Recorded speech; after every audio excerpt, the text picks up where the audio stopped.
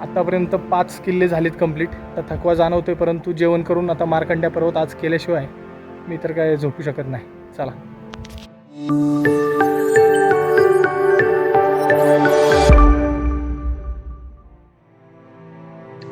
काही प्रवास हे फक्त अंतर पार करत नाहीत, ते आपल्याला आतून बदलून टाकतात. हा आहे माझा 2024च्या शेवटच्या दिवसाचा प्रवास. एकटा 230 किलोमीटर अंतर पार करून अचला, हातगड आणि मोहनदरी हे 3 किल्ले करून सप्तशृंगी गडावर मुक्काम केला.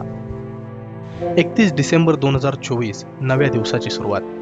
अहिवंतगड आणि कन्हेरगड 2 किल्ले पूर्ण झाले, पण आजचा खरा उद्देश अजून बाकी होता. सप्तशृंगी गडावरून समोर दिसणारा आकाशात झेपावलेला तो उंच कडा, तो म्हणजे मार्कंडेय पर्वत. समुद्र सपाटीपासून सुमारे 1300 मीटर उंच. मार्कंडेय ऋषींनी येथे तपश्चर्या केली आणि शिखरावर आजही त्यांचं मंदिर आहे. हा फक्त डोंगर नाही, तो एक तपश्चर्येचा साक्षीदार आहे. हा माझा 2 दिवसांमधील 6वा किल्ला होता. आजच्या दिवसातील 3रा किल्ला आहे. आजच्या दिवसातला सर्वात उंच असेल मार्कंड्य पर्वत.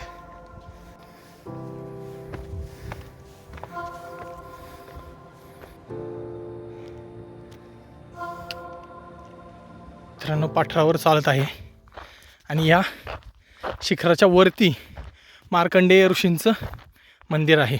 22-23 मिनटामध्ये मी अर्धा टप्पा पार केलेला आहे. आता राहिलेला टप्पा एक 15-20 मिनटामध्ये उरकतो.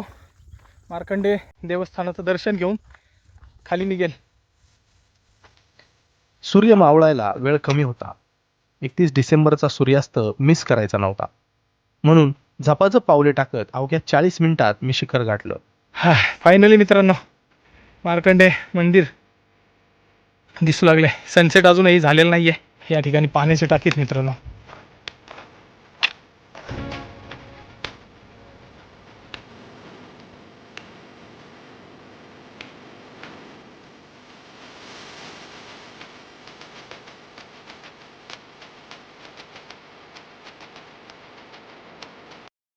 खूपच आनंदाचा क्षण आहे. 31 डिसेंबर 2024चा म्हणजे 2024चा शेवटचा दिवस मी या अशा ठिकाणी घालवतोय की जे महाराष्ट्रातील टॉप 10 शिखरांमध्ये याचा नंबर लागतो.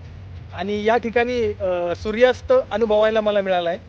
आजच्या दिवसातला 3रा किल्ला आहे आणि मार्कंडेय ऋषींचं दर्शन घेतलंय. खूपच छान मूर्ती आहे. तिथून आपल्याला वनी देवीचं दर्शन देखील घडतंय. तर त्या ठिकाणचा आरतीचा देखील आवाज आपल्याला या ठिकाणी येतो. तर खूपच छान अनुभव आहे माझ्यासाठी हा. आणि 2024चा शेवट माझ्यासाठी खूप छान झालेला आहे. उद्या 2025चा सूर्योदय मला दुसऱ्या एका किल्ल्यावर करायचा आहे. काही शेवट हे पराभव नसतात, ते नव्या सुरुवातीचं आश्वासन असतं. 2024 मधील सगळ्या वेदना या डोंगरावर सोडून दिल्या. मार्कंडेय पर्वत, आदिशक्ती सप्तशृंगी माता आणि मावळणारा सूर्य यांच्या साक्षीने मी 2025 साठी नवीन सकारात्मक पाऊल टाकलं.